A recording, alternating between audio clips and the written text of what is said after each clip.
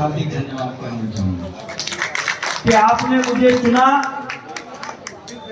चुना आपने मुझे बाबा के कामों की बदौलत, मेरे कामों की बदौलत नहीं चुना।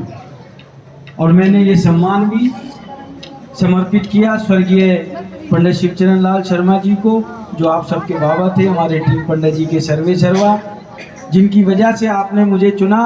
और चुनाव के समय बाबा की समाधि पे मैंने एक प्रतिज्ञा ली थी आप सबके समक्ष कि भाई मेरी आज तक की जो भी बात है आप भुला दें उसको, पर नीरज शर्मा ये वादा आपसे जरूर करता है कि मैं पंडित जी का नाम बढ़ा पाया या ना बढ़ा पाया, पर मैं कम नहीं करूंगा, ये मैं वादा जरूर करूंगा। और आपने मुझ जैसे व्यक्ति की बात का विश्वास किया, पता नहीं मैं इस योग्य था या नहीं था, परंतु विधायक बनने के बाद प्रभु ने ऐसे ऐसे कार्य कराए कि जिसकी मैंने कभी सपने में भी कल्पना नहीं की। और एक बात की जाती है कि आदमी के सिग्नेचर और नेचर कभी बदलते नहीं। लगभग 47 साल की आयु में मैं एमएलए बना, समझो अपनी 2/3 जिंदगी और पूरी कर ली, 10, 15, 20 साल की और बचेगी एवरेज जिंदगी।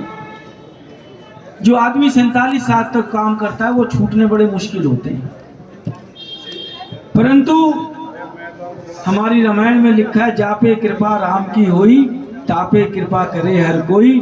और प्रभु श्री राम ने मेरे पे ऐसी कृपा करी कि आप सबके आशीर्वाद से आज मुझे ये इनाम हासिल हुआ, आज मुझे ये मुकाम हासिल हुआ।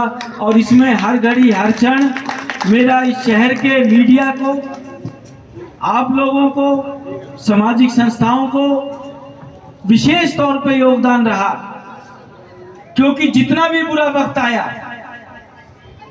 सरकार ने मेरे को परेशान करने में कसर नहीं छोड़ी, पर आप लोगों ने मुझे उतना ही उठाने में कसर नहीं छोड़ी। मुझे याद है कोरोना के अंदर गैस के सिलेंडरों की वजह से सैकड़ों लाशें बिछ गई। शमशान घाट में लकड़ी नहीं थी आदमी जलाने के लिए, लाइन पे लाइन लगी पड़ी थी। नीरज शर्मा जान की बाजी लगा के सैकड़ों सिलेंडर तुड़वा के लेके आया शटर में से, और उसका इनाम मुझे मालूम है क्या मिला। आज तक मेरे ऊपर FIR दर्ज है। वो तो भला हो, DGP बहुत बढ़िया थे मनोज यादव जी, उस समय किसी ने फोन नहीं उठाया, आप सबने लाइव देखा होगा। उस समय भी फोन मनोज यादव जी ने उठाया और वो FIR क्राइम ब्रांच में जांच को दे दी, नहीं तो अब तक नीरज शर्मा तो जेल जाने से बिल्कुल भी नहीं डरता। परंतु जो साथी मेरे साथ थे, पत्रकार मेरे साथ थे, हरियाणा पुलिस उनका जरूर हिसाब किताब बराबर कर देती। दूसरा, उस दिन मैंने एक बात देखी, सरकार ने भले ही FIR दर्ज कर दी हो, पर इलाके की जनता ने FIR दर्ज नहीं करी मेरे प्रति। मैं गाड़ी लेके जहां जहां जाता था 10 दिन तक लोग खड़े होकर स्वागत करते थे कि नीरज शर्मा झुकना मत, इसी तरीके से आगे बढ़ते। शिवचरण लाल शर्मा अमर रहे, शिवचरण लाल शर्मा अमर रहे, नीरज शर्मा जिंदाबाद, नीरज शर्मा। सबके आशीर्वाद ने मुझे ऐसी ताकत दी। मैंने कभी ये लालच भी नहीं किया कि ये काम करूंगा तो वोट खराब हो जाएगी। चाहे राशन माफिया हो, चाहे ठेकेदार हो, चाहे भू माफिया हो, इस फरीदाबाद के अंदर जितने माफिया पनप रहे हैं, ऐसा कोई माफिया नहीं जिसके खिलाफ नीरज शर्मा ने आवाज ना उठाई हो। ठीक है, कुछ काम हुए, कुछ नहीं हुए, पर मैंने अपना कर्म करना नहीं छोड़ा। मुझे दिन वो भी याद है, कड़कती ठंड में संजय कॉलोनी के बूस्टर में गया मैं रात के 3 बजे। सरकारी कर्मचारी तो नहीं मिला, अध्यक्ष को जरूर मिले। तकलीफ भी हुई, क्योंकि हमारे स्वर्गीय नेता राजीव गांधी जी एक बात कहते थे कि जो 1 रुपया चलता है सेंटर से, जमीन पे आते आते 15 पैसे रह जाता है। चंडीगढ़ में इतनी तकलीफ नहीं होती, चंडीगढ़ से विकास का पैसा भी चलता है, चंडीगढ़ से अफसरों को डायरेक्शन भी होती है, परंतु फरीदाबाद के अंदर कुछ ऐसे तुच्छ लोग हैं, कुछ ऐसी छोटी मानसिकता के लोग हैं जो हर चीज को बीजेपी कांग्रेस करते हैं, बीजेपी चौटाला करते हैं, बीजेपी बसपा करते हैं, बीजेपी आम आदमी पार्टी करते हैं, कांग्रेस के संग करते हैं। अरे भाई, गली बनेगी तो सबकी बनेगी, 36 बिरादरी की बनेगी, उसमें कहाँ पार्टी आ गई? कोई नीरज शर्मा अपना व्यक्तिगत काम के लिए तो जाता नहीं। सरेआम आप सबको पता, 6 नंबर के अंदर मैंने जय और पार्षद सरेआम दारू पीते पकड़े। इनाम क्या मिला? मेरे घर में तो कोई कमी मिली नहीं, क्योंकि मैंने तो 1 फुट की छजली भी नहीं बढ़ा रखी आगे। मेरा शौक था मुझे छजली नहीं बढ़ानी। हमारी विधवा माँ का घर जब हम तीनों भाई इस शहर से बाहर थे, पीछे से आके तोड़ दिया। हालांकि अब सरकार को दोबारा मौका नहीं मिलेगा, वो पुराना घर था, अब वो अम्मा अपनी मर्जी से तोड़वा रही है और नक्शा पास करके बनवा रही है। चाहे मेरे विकलांग साथी, दिव्यांग साथी, जिनको आपदा को अवसर मानते हुए फैक्ट्री मालिकों ने निकाल दिया, नीरज शर्मा 30 दिन तक वहां रामायण का पाठ करके आया। मेरे विरोधी साथी मजाक उड़ाते थे कि ये विधायक चुना है या ये झांझ बजाने वाला चुना है। आज उन सबको पता लग गया उस झांझ की कीमत क्या है। वो सारे के सारे साथी वापस फैक्ट्री में गए, उनका बढ़िया हिसाब किताब हुआ, सब चीज हुई। तत्पश्चात आप सबने हमारे जीवन नगर का हरा समंदर देखा होगा। परवाह नहीं करी मैं, उस हरे समंदर में से निकला। आज हरा समंदर गायब हो चुका है, वहां पे हरा समंदर बचा नहीं है। कुछ काम और रह गए हैं जो एक विधायक वाले काम है। मैं समझता हूं मैंने सब में सफलता हासिल करी। पानी की शहर में सबसे ज्यादा समस्या है। 2 साल कोरोना को हो गए, अपने खर्चे पे अहमदाबाद गया, स्काडा का सिस्टम लेके आया।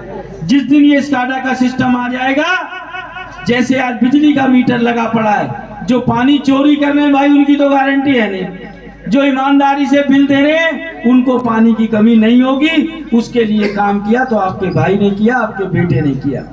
उसके बावजूद हमारी आइचर चौक से लेके वलपुर चौक तक की सड़क मेरी विधानसभा का हिस्सा नहीं है।